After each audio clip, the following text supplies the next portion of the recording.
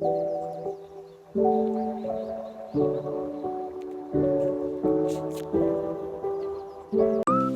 hello guys! Dumating na pala yung order natin from TikTok Shop!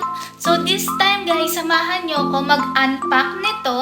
Well, ang name pala nito guys ay All Painting by Numbers. So tara, open na natin!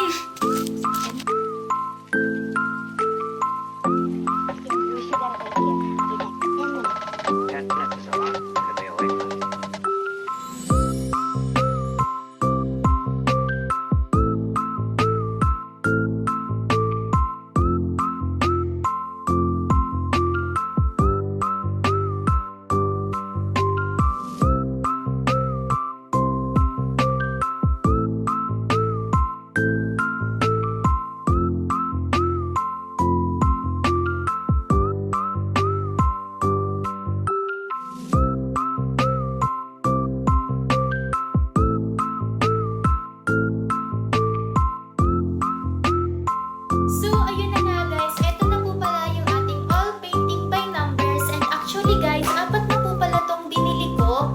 Kasi naman guys, super ganda ng mga designs nila and napaka-aesthetic nilang tingnan. And alam niyo ba guys, yung kinagandahan pa sa painting na to kasi meron na siyang kasama mga paints and brush. Tapos meron na din po pala siyang kasamang ganito, yung pangsabit sa dingding. So, pwede nyo siya guys ilagay sa mga rooms nyo or kung saan nyo man siya gustong ilagay. And ayan guys, may kasama din siyang picture which is yung gagayahan natin kapag nag-paint na tayo. Neto. So, meron din po pala akong binili wooden stuff kasi kapag nag-paint tayo, ilalagay natin ganyan. Tapos, paint tayo. Or pwede natin itong pang-display sa table. And meron din po pala akong biniling ganito.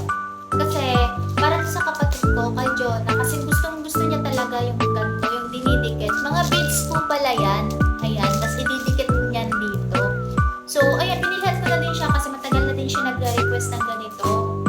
So, ayan guys, shinare ko lang din talaga to sa inyo kasi super nagandahan po ako sa mga items na to. And excited na din po ako mag-paint at ibigay ito sa kapatid ko. So, ayan